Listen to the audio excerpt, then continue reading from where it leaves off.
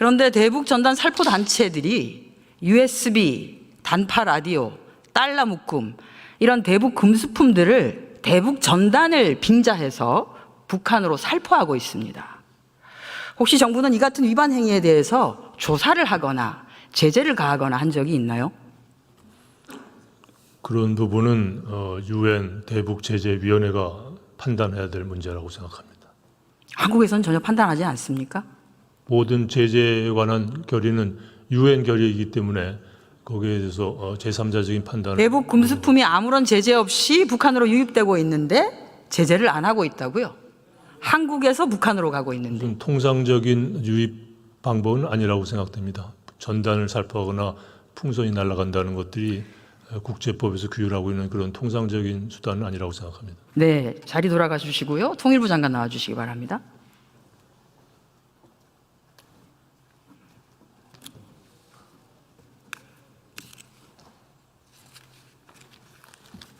네, 장관께서는 이 내용을 너무나 잘 알고 계시지 않습니까? 그렇습니다. 그렇죠?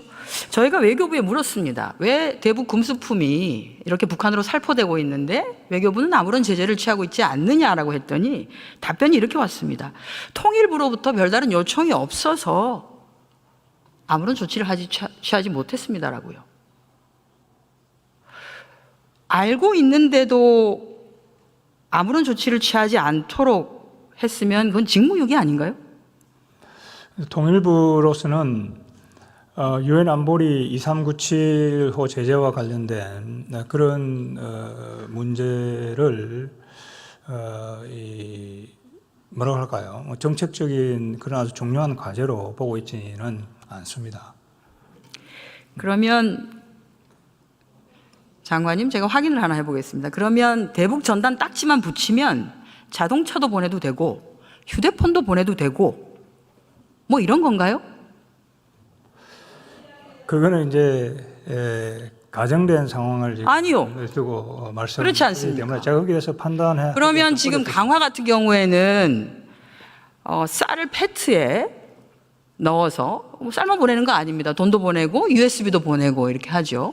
그렇게 하는데 뭐 사실 페트는 별로 친환경적이지도 않죠. 그러면 뗏목에다가 아예 띄워서 거기다가 자동차 거기에 이제 전단을 좀 실는 거죠.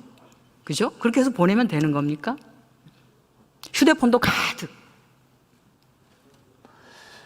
휴대폰은 이번 파리 올림픽에서 HS 코드 예, 72에서 89에 해당되는 품목들입니다.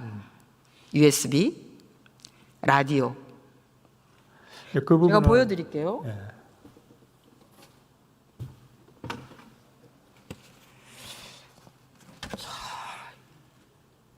USB는 HS 코드 8523, 단파 라디오는 HS 코드 8543에 해당됩니다.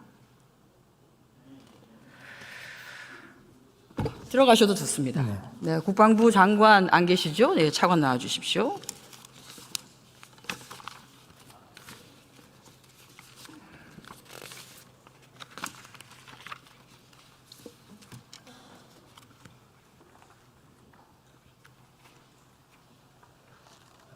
예, 국방부 차관입니다. 네, 또 잘 아는 얘기 좀 하겠습니다. 예. 항공안전법 그리고 행정권한 위임 규정에 따라서 국방부 장관에게 위탁된 군 관할 공역 잘 아시죠? 예, 알고 있습니다. 네, 그렇습니다. 군 관할 공역 중에서 비행 금지 구역은 어떤 구역입니까? 그건 저희가 뭐 명칭으로는 P518 구역이라고 하는데 대략 지역으로 보면 경기 북부 지역이 거기에 해당이 되고 있습니다. 그렇습니다. 네. 안전보장, 국가 방위 등을 이유로 해서 비행을 금지하는 공역이죠. 비행을 금지하는 공역입니다. 지난 8월 달에 시행된 군 관할 공역 내 민간인 초경량 비행장치 비행 승인 안내서입니다. 이게 국방부에서 나왔습니다. 대한민국 국방부에서. 초경량 비행장치에 기구류가 들어갑니까? 예, 포함이 됩니다. 네, 들어갑니다. 기구류 들어갑니다. 그러면 기구류를 포함한 비행 금지 구역에서 비행을 하려고 하면 어디다가 승인을 받아야 됩니까? P518 구역 내에서는 현재 국토부에서 국방부 장관에게 그 관할 책임이 있기 때문에 국방부에 신고를 해야 됩니다. 그렇습니다. 그렇죠. 그러면 국방부는 한국 전술지대인 비행 금지 구역 강화, 김포, 파주, 포천, 연천 등 지역에서 기구 비행을 통해서 대북 전단을 살포하는 행위에 대해서 승인을 해준 적이 있습니까? 승인을 해준 게 아니라 거기에서 살포하는 것을 국방부에 승인을 요청한 적이 없습니다. 승인을 요청한 적이 없어요. 예. 그러면 왜 문제 제기를 하지 않습니까? 비행 금지 구역에서 마구부자비로 기구류를 통해서 비행을 하고 있는데. 그러한 전반적인 것에 대해서는 아마 그 관할 지역에 대한 군이 직접 해서 민간인이 날리고 있는 것에 대해서 군이 직접 개입해서 그것을 제재하거나 통제할 수 있는 권한이 군에는 없습니다. 따라서 그거에 대한 행위들은 아마 관할 지역의 경찰 조직이나 이런 조직들이 관여를 하게 되고 승인이 오게 되면 저희들은 그것의 가부 여부를 승인 신청이 오지 않았기 때문에 아무런 제재를 가할 수 없었다는 말씀이신 거죠? 저희가 승인이 오지 않는 것에 대해서 그 넓은 지역에서 어디서 어떻게 언제 이것을 운영할 것에 대해서 사전 예측하기가 어렵기 때문에 사전 차단이라는 것은 현실적으로 어렵습니다. 이 정도의 방위 태세면 대한민국 안전을 맡겨도 되는 겁니까? 어디서 무슨 일이 일어날지 모르는 상태인데. 대한민국의 안전과 어떤 방위하고는 전혀 다른 영역입니다. 아니, 뭐가 다릅니까? 제가 보니까 같은데요. 그럼 뭐 민간인들이 대북 풍선을 날리는 지역은 매우 소수 인원이 아주 불특정한 지역에서 하고 있기 때문에 그것들도 저희 관할 지역인 그러니까 저희들의 감시 수단이라든지 이런 것들이 24시간 작동되는 곳이 아닙니다. 그러니까 완전히 무슨 대북 감시와 경계태세 이것과는 완전히 개념이 다르다고 이해하시면 될 것 같습니다, 의원님. 항공안전법을 위반하고 있는 거죠. 항공안전법상 국방부 장관에게 위임을 할 때 해당되는 것까지 다 관리하라고 한 것이죠. 뭐 그렇게 길게 말씀하셨는데 단순합니다. 항공안전법을 위반한 것이고 위반한 그 단체에 대해서 아무런 제재를 가하고 있지 않다. 간단하게 말씀하시면 되는 겁니다. 예, 규정 범위 내에서 저에게 승인을 요청하면 저희는 거기에 적절한 조치를 하도록 하겠습니다. 승인을 요청하면 예. 들어가셔도 좋습니다. 자, 통일부 장관 나와주세요. 다시.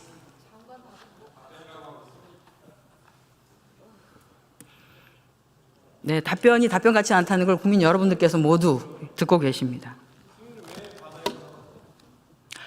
다른 민간인들은 다 승인을 받습니다. 그런데 왜 탈북단체들은 승인을 받지 않습니까? 그건 탈북 단체 자체가 판단할 문제다 이렇게 생각합니다. 좋습니다. 통일부 장관 들어가 주시고요. 국무총리 다시 나와 주시기 바랍니다.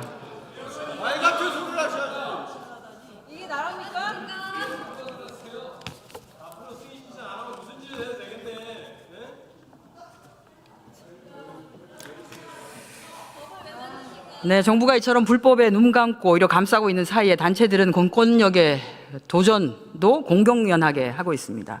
탈북단체 대표 박정호는 대북전단 살포 과정에서 이를 제지하는 경찰관을 폭행해서 전치 4주의 중상을 입혔고요. 또 다른 단체 대표 박상학은 취재진에게 벽돌을 던지는 폭행을 하고 이를 말리는 경찰관에게 가스총을 3번이나 쏘기도 했습니다. 총리님, 대북전단 보낼 자유 있지요. 표현의 자유니까요. 다만 법을 위반하면서 자유를 행사한 것에 대해서는 그것에 합당한 책임을 지는 것이 자유민주국가의 시민에게 주어진 의무이기도 합니다. 그렇지 않습니까? 네, 그래서 결국 이제 이 문제에 있어서는 우선 첫째로 표현의 자유 보장이다라는 헌재의 결정 취지가 좀 고려가 돼야 되겠고요. 그 다음에 이제 유관기관의 협조, 대북 전단 단체와의 소통, 이런 상황 관리가 좀 필요한 것 같습니다. 그래서 최근에 대북 전단 관련 상황에 대해서는 경찰 등 유관기관과 긴밀한 협조뿐만 아니라 대북 전단 단체와도 소통하면서 상황 관리에 최선을 다하고 있다는 말씀을 드립니다. 총리님. 국토부의 유권 해석 내용을 유념을 하고 통일부, 국토부, 경찰청 총리님, 등 관계기관이 소통하고 있는 것으로. 국토부의 유권 해석에서요. 잠깐만 제 좀 질문을 들어주십시오. 네. 국토부의 유권 해석에서 비행 금지 구역의 경우에는 기구류에 달린 물건이 2kg가 넘는다 안 된다가 중요하지 않습니다. 왜냐하면 비행 금지 구역에서는 모든 비행이 금지되기 때문입니다. 그리고 대북 전단만 포함하면 치외 법권이 되어서는 안 된다고 봅니다. 지금 말씀드린 것처럼 유엔 안보리 대북 제재를 위반한 것에 대한 것, 또 미승인 비행에 대해서 항공안전법을 위반한 것에 대해서 법적 책임을 물어주시기 바랍니다. 아니 관계기관이 법과 통일부, 원칙을 중시하는 통일부, 윤석열 정부 아니십니까? 통일부, 국토부, 경찰청과 이 관계기관이 지금 소통하고 있다 이렇게 생각하고요. 현재 항공안전법 위반 관련해서는 경찰 수사가 진행 중인 만큼 결과를 좀 지켜볼 필요가 있다고 생각합니다. 그 결과에 따라서 적절한 조치를 검토하도록 하겠습니다. 대북 제재 위반까지를 포함해 주시기 바랍니다. 네, 적절한 조치를 검토하도록 하겠습니다. 법과 원칙을 중요시하는 윤석열 정부가 어떻게 조치하는지 지켜보도록 하겠습니다. 들어가셔도 좋습니다. 아니, 들어가시기 전에 하나 더 물어보겠습니다. 정부가 일본 사도강산 등재 과정에서 강제동원, 강제노동 이것을 인정하지 않는 일본 정부에 대해서 제대로 대응하지 않은 이유가 무엇이냐라고 물었을 때 총리께서는 이미 군함도 때 있었던